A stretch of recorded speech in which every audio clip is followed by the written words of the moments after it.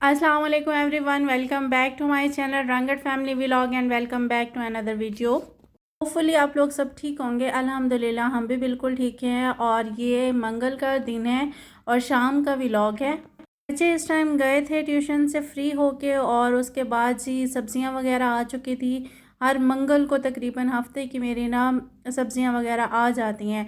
आपके बारे में सोचा आप लोगों से वीकली मील प्लानिंग अपनी शेयर करती हूँ कि किस तरीके से मैं अपने वीक को गुजारती हूँ, किस तरीके से मैं अपने खाने की प्रेपरेशन करती हूँ, किस तरीके से उसको अरेंज करती हूँ और छोटे से फ्रीज़र में स्मॉलो से फ्रीज़र में मैं इसको कैसे अरेंज करके रखती हूँ।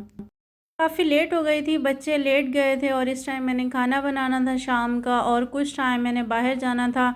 सर में बहुत दर्द होता है इस टाइम, जिस टाइम मैं फ्री होती हूँ बच्चों को पढ़ा के। और शाम के टाइम तो कंडीशन ऐसी हो रही होती है, सारा दिन रूम में रह रह के मोबाइल का काम करके फिर बच्चों को पढ़ा के घर का काम करके दिल करता है थोड़ी देर बाहर जाएं और फ्रेश हवा में थोड़ी देर सांस लें और आंखें कुछ खुले। मेरी तो इस टाइम आंखें भी धुंधली होना स्टार्ट हो जाती हैं।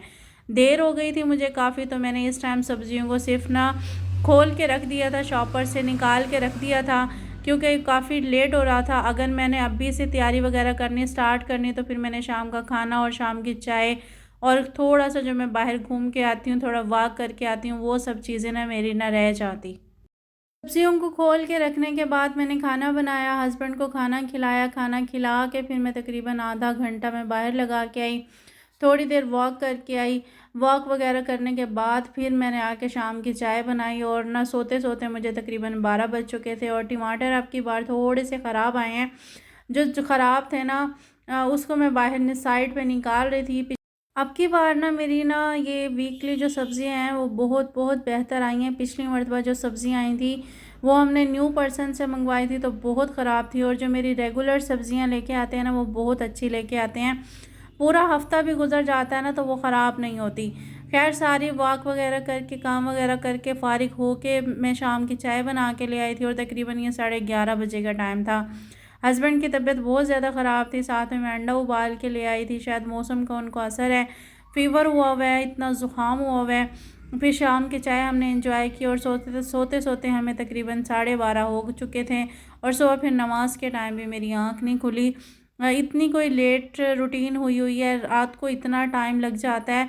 बच्चों के जाने के बाद ना हम लोग मैक्सिमम 9 बजे से के बाद ही खाना वगैरह खा रहे होते हैं। रूटीन इतनी कोई डिस्टर्ब हुई हुई है, जैसे ही बच्चों के पेपर एंड होते हैं दोबारा फिर रूटीन सेटअप होना स्टार्ट हो जाएगी।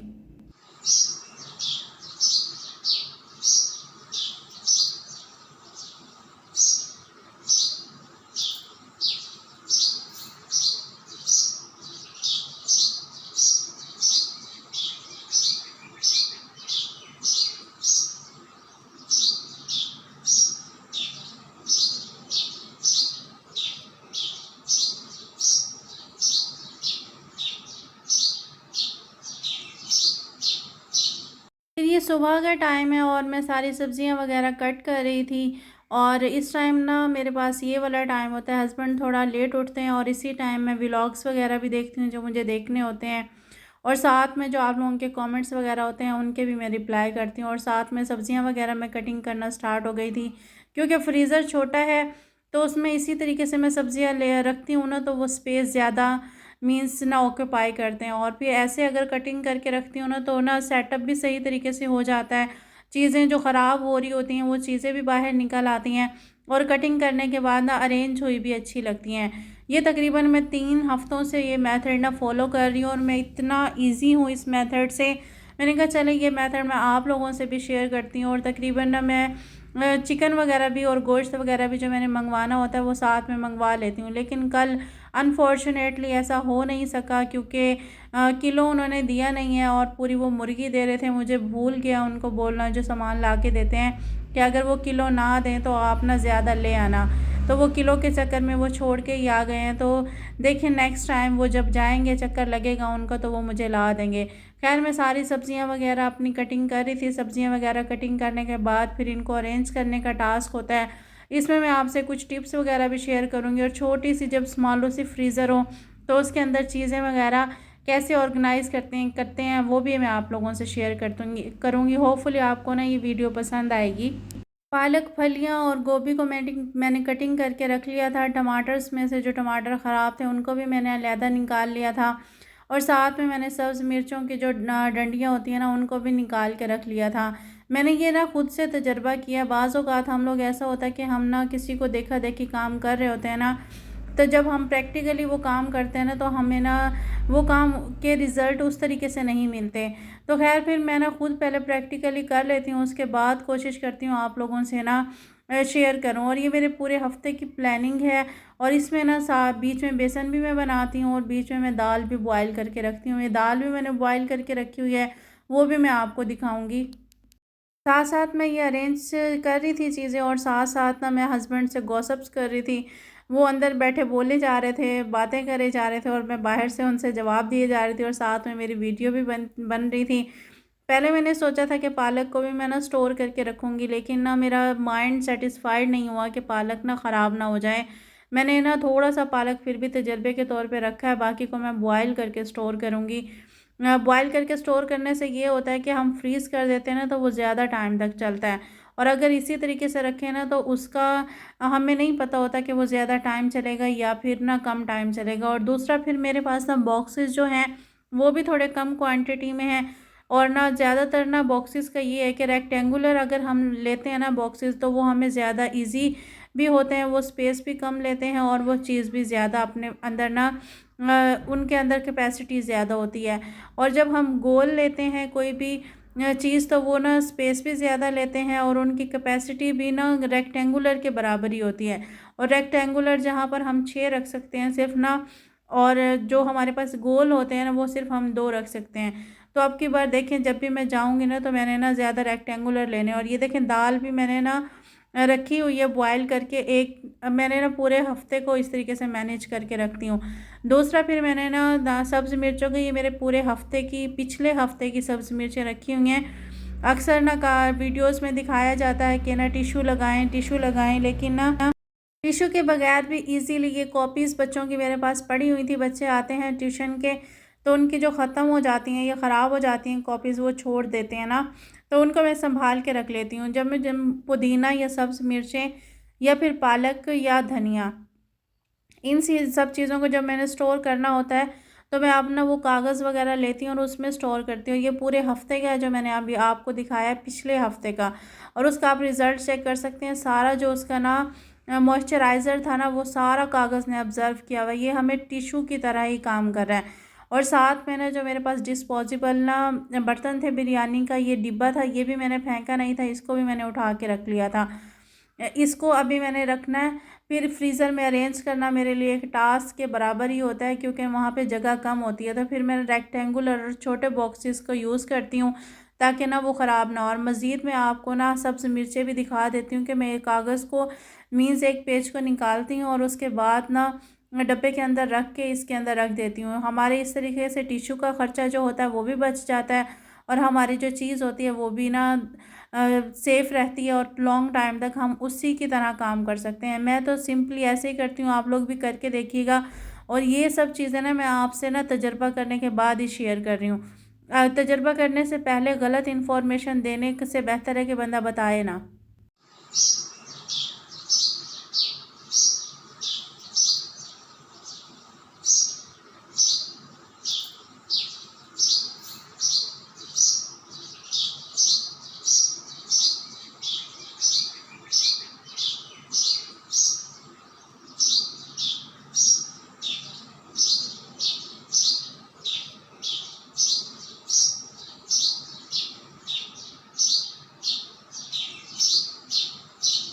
सिंपली मैंने कॉपी से एक पेज निकाला, उसको ना डब्बे के अंदर बिछाया, और सेंटर में मैंने सब्ज़ मिर्चों को रखा, और उसके ऊपर से उसी को मैंने कवर करके रख दिया। और ना ये मेरा सब्ज़ मिर्चों को सेव करने का जो मेथड है ज़बरदस्त है।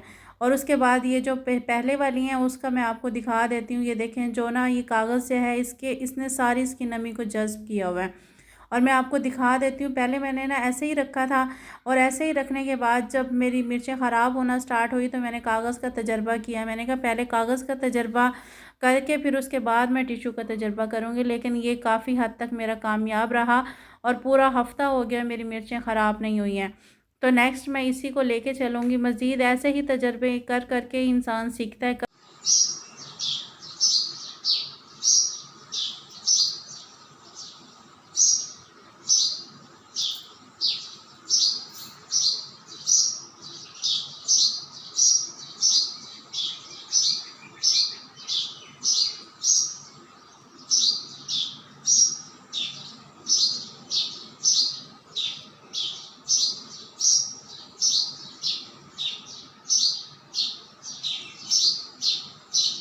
उसके बाद फलियाँ थी, फलियों का मेरा माइंड था कि मैं उनको 2 बार पकाऊँगी और उनको ना अलग-अलग करके ना सेव करूँगी।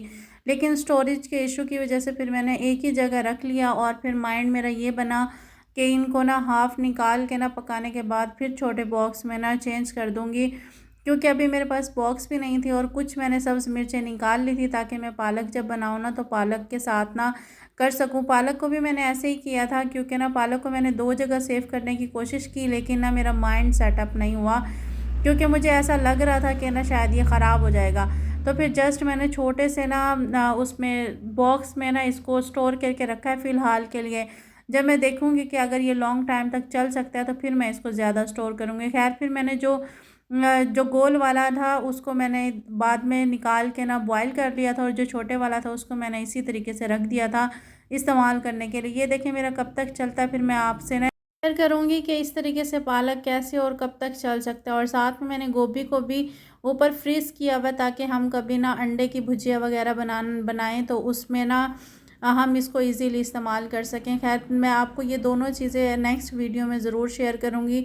और ये देखिए छोटे से फ्रिज में रखने की स्टोरेज का इशू है और आपसे मैं यही शेयर करना चाह रही थी कि ना बहुत सी चीज़ों को हमने खुद ही मैनेज करना होता है। हर चीज़ हमें बनी बनाई, हर चीज़ हमें ना परफेक्ट नहीं मिलती है, हर चीज़ के लिए हमें स्ट्रगल करनी पड़ती है। खैर आज का व्लॉग यहीं तक था मेरी तरफ से। अल्लाह हाफिज़।